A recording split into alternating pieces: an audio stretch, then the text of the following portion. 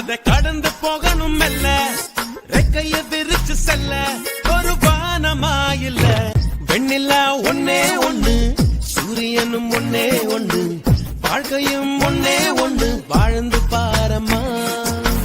பூவென்றால் வாசம் எடு, தீ என்றால் தீபம் எடு, எதிலுமே நன்மை உண்டு, ஆழ்ந்து பாரம்மா. அடகோடை ஒரு காலம், குளிர்வாடை ஒரு காலம், இது காலம் தரும் ஞானம். அட இன்பம் ஒரு பாடம், வரும் துன்பம் ஒரு பாடம், இது ஏற்றுக்கொண்டு போனால் அவரவர் வாழ்க்கையில் ஆயிரம் ஆயிரம் மாற்றங்கள், அந்த நினைவுகள் நெஞ்சினில் திரும்பிட திரும்பிட ஏக்கங்கள். அது ஒரு அழகிய நிலாக்காலம், கனவினில் தினம் தினம் உலா போகும். அது ஒரு அழகிய நிலாக்காலம், கனவினில் தினம் தினம் உலா போகும். நிலவுகள் சேர்ந்து பூமியில் வாழ்ந்ததே அது ஒரு பொற்காலம். இந்த மாத சம்பளம் வாங்குற ஒவ்வொருத்தர் நிலைமையும் சம்பள தேதி 1 இருந்து 20 வரைக்கும் கொண்டாட்டம் கொண்டாட்டம் கொண்டாட்டம், 21 இருந்து 30 வரைக்கும் திண்டாட்டம் திண்டாட்டம் திண்டாட்டம்.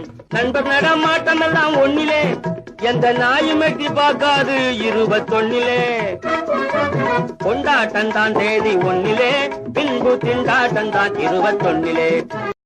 ஒரு பெண் அவங்க வீட்டோட எதிரில் 3 வயசானவங்க உட்காந்துருக்கிறத பார்க்குறாங்க.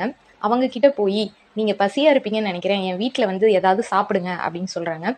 உடனே அந்த பெரியவர் சொல்கிறாரு, என் பேர் செல்வம், இவர் பேர் வெற்றி, அவர் பேர் அன்பு, நீங்கள் எங்கள் 3 பேரில் யாராவது ஒருத்தரை தான் உங்கள் வீட்டுக்கு கூப்பிட முடியும் அப்படின்னு சொல்கிறாங்க. உடனே இந்த பெண் போய் கணவர்கிட்ட கேட்குறாங்க, கணவர் அப்போ செல்வத்தை கூப்பிடு, அப்போ தான் நம்ம வீடு பணத்தால் நிறைஞ்சிருக்கும் அப்படின்னு சொல்கிறாரு. இந்த பெண் இல்லைங்க நம்ம வெற்றியை கூப்பிடுவோம், அப்போ தான் எல்லா காரியத்துலையும் நம்ம வெற்றி கிடைக்கும் அப்படின்னு சொல்கிறாங்க.